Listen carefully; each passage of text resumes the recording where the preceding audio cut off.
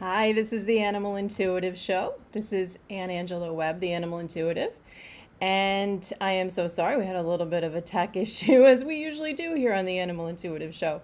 But I am glad you are here tonight. I'm going to be doing free live mini animal communication consultations. So sit tight and get ready. Come on, all you doggies, won't you walk with me? I'm the puppet dog. Wanted to talk just a little bit about animals and heaven, because that's something that comes up a lot. I have a lot of people asking me if I think that animals go to heaven. So I kind of want to do a separate one of these that's very well researched as far as me being a Christian, and there's some biblical basis for this too, and I think that maybe that would interest some people but not everybody, and I understand that. So I didn't want to do that tonight because I didn't sort of advertise this way, and I might just put that out as a separate recording. But my experience as an animal communicator, I think just kind of brings me to a place where it's important for me to talk to people about this, because I've actually had a lot of people lately who have lost pets. I have a lot of clients, it seems like, who have lost animals. And, you know, I myself actually lost an animal not too long ago, back in February. And that was extremely difficult, and it still is. I walked into a client's home last week to do an animal communication session, and I was getting updated on their current situation with their pets, and she said, yeah, we had this pet pass that I had previously spoken to, and she said, it's so hard. And I was saying to her, yeah, I cry almost every day about my cat who passed in February, my cat Tierna, and I don't think that there's anything wrong with that. I think that I try to be very aware of where I'm at emotionally, and I don't ever want to let things be, I want to be on top of my emotions, because I help people, and I almost see it like when I was a therapist, a counselor. I'm a licensed clinical social worker in addition to being an animal communicator. So I almost see it like that. Like you really needed to be on top of where you were at emotionally. In order to be a good therapist, you've got to be aware of your own stuff, so that you don't get it like mixed up with other people's stuff. There's just all sorts of things that can go wrong when you aren't aware of what's going on with yourself emotionally. So I actually see it as very similar. Now, you're not a counselor when you're an animal communicator, but there's sort of a gray area where you are sort of, quote unquote, not professionally, but you're counseling people about their animals, especially when it comes to pet loss. And so I would say that it isn't a terrible thing that maybe you're still upset and crying about it. These are our children. To many of us, to some people, they don't see it that way. And I think that's really a shame, because I feel like people are sometimes feel dismissed in their love and the emotion that they have about their pets. And so when they lose an animal, they don't get the support they need, because people just kind of think, well, what did you think was going to happen? They're an animal. They're not supposed to outlive you. And well, the thing is that doesn't really matter when the animal is yours. And we often are with these animals, like sometimes almost 24/7, especially if you work from home. I mean, we sleep with some of them. They sleep in our beds. They're next to us maybe when we're just sitting on the computer or relaxing. They're with us all of the time. So for some people, it can be worse than losing a family member, like a human family member, because maybe you weren't with those people all the time. You love them, but there's a different sort of a thing when if the animal's physically with you all the time and then they're gone. So I know for me personally, I really miss the fact that my cat Tierna would sleep on my pillow at night. She's not there now. There's little places where she should be and she's not. And I do feel that animal communication can be utilized to help people to connect with their animal before they pass, because maybe you're trying to understand better what they're going through and what their perspective is on what's happening to them. And I think it can also be helpful when they've crossed, in order to sometimes just provide a level of resolution. I think that it can be helpful to go over things when people are unsure. Did I do the right thing? Was it the right choice I made to euthanize or at that time? And it can be very helpful to do that for people. But, my perspective is that they are in heaven. I feel that all animals do go to heaven.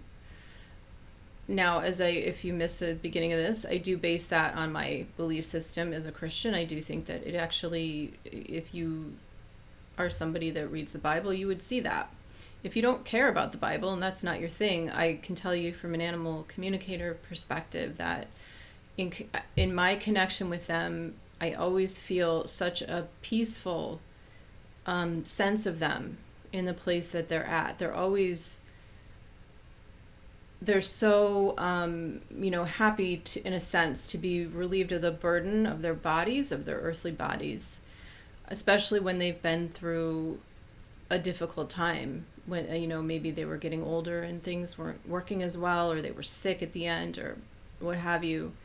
They're often very grateful to their family member, for their person, their caregiver, their pet parent, for giving them that gift, for allowing them to cross over. So my connection with them is really often just that they are in a better place, that they're also doing work there. I really do find that most of the animals that I speak with, well, I guess probably all of the animals I speak with, I get the feeling that they are doing something. And what I mean by that is they're continuing sort of to be who they were here, but on a different level. And honestly, sometimes I don't even know how to explain what they're saying to me. It just that it's a feeling that I get, and images. That's how I do animal communication. It's often images that go with the feeling. Feeling is always key with animal communication. If you don't catch the feeling, you're going to miss something usually with animal communication. And again, just want to mention, if anybody's in the chat and they want to have me speak with their animal, feel free to just put a comment there in the chat and let me know, and then we will do that. I'm just sort of talking as we're starting up tonight. So feel free to post here if you would like me to talk with your animal tonight. So I often get just such interesting things about how they're helping to sort of heal the earth, heal the universe in their own way.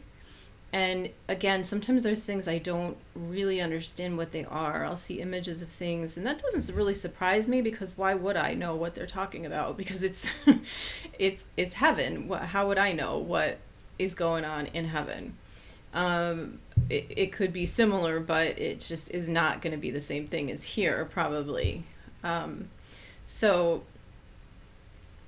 I just want to kind of reassure people that two things. One, that your grief is your grief, and that you shouldn't ever sort of feel like you don't have a right to grieve the loss of an animal. Even if that animal passed 10 years ago or 20 years ago, it's just like a family member. So if they are a family member, so maybe a song or something reminds you of them, or a certain kind of food, or another animal that looks like them. It could be just like a parent who, something strikes you and it reminds you of that person. And it gets you.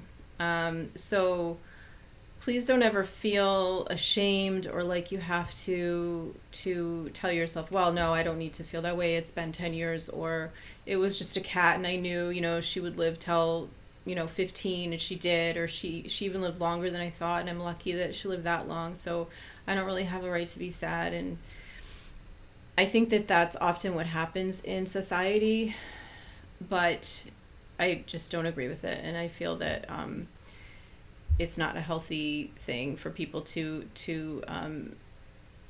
dismiss how other people feel about their animals. So that is the first thing I just wanted to talk about, just because it's really been on my mind, because I think that, even I can tell you as the seasons change, my cat died in February, and as the seasons change, different things will come up, different sort of triggers, if you will. So I used to let her go outside supervised. Like I would go out with her, or I'd put her in this small dog crate that I had that she was protected in, and I always knew where she was and everything. She was always safe. But she's not there now, and it's sad to me. Like as the weather has warmed up, I'm thinking, well, she would have loved this sunny day, and I miss her just being right there when I walk out that door. That she would be able to enjoy that. So even as time goes on, little things might just change that you're thinking, well, I thought I was kind of over this stage of grief, and then something happens and you're realizing you're not 100%. And it's to me, 2 steps forward, maybe, for lack of a better way to put it, 1 step back. But it's not to be thinking that you're going back. It's just that maybe you're revisiting a level or a feeling of grief that you might have assumed, well, that won't ever happen again. I've gotten over that. I'm, so much better now. But you completely break down and lose it when you open a can of cat food that they love for your other cat, or you walk by a pet store or whatever. So, or see an animal on TV, that can really do it. Or on YouTube, some of those pictures will come up. So I wanted to just reassure people as well. The second part of this was just to reassure people, though, that, my experience as an animal communicator has shown me that animals are in heaven, that they continue on. And third, I wanted to say that I feel as though I don't mean to say this like, this might sound almost dismissive in and of itself, and I don't mean it to, because it's a really important thing. Actually, I really feel that animals live on in us, through what they've done for us, how they've changed us. I feel that we remain connected to them. It's like a heart thing, and that's always what comes up for me. Even on this plane, I feel that we're connected to our pets through our hearts. That's how I communicate. That's how I teach people to communicate. It's a heart-to-heart connection, and so why would that go away when they cross over? If they're just in a different form. That's my German Shepherd. He's very emotional, actually. He's our baby. So he's actually hearing something outside. So, I just wanted to mention that for people that maybe it could be of some reassurance that maybe even right now you're not feeling that. You're feeling the loss profoundly, and you're not experiencing the physical. Them having them here physically is such a different thing for you that you just feel like you're never going to feel that connection again. Maybe go into that heart space when you can, when maybe you're not like overwhelmed with grief or emotion about it. And go into the memory of who they are, what their essence is like, and just feel that connection. Just sit with it.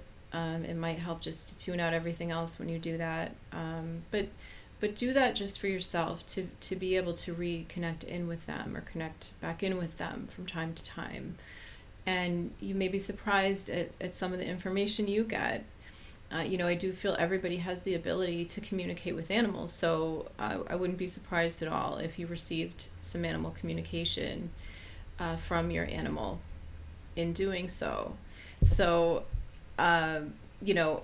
I don't see anybody in the chat who's wanting me to communicate with their pets, and I will say this kind of all came late to me doing these animal communication Furrsdays. This is a new thing, so I didn't get my information out until, actually didn't start getting it out till yesterday. So I'm going to start putting this out more. Please share this with people. If you know anybody that you think might want to have me communicate with their pet, it's just basically first come, first serve. You come into the chat, let me know you want to have me communicate with your pet. I'm going to do a few questions for each animal, depending on the time we have. If there's just one person, we might do the whole show on that one animal. But I just ask people if they can, let us have some view of their pet if possible. So that just means like putting your iPhone, when you come on here, I'll send you, there's going to be a URL, and when you come on here, you can just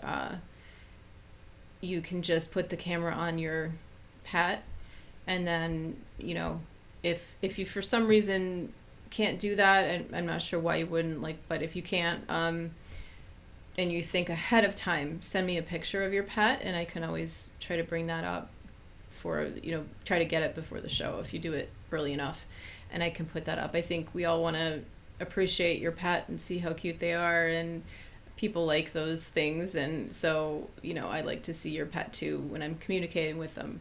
I don't have to, but it is nice.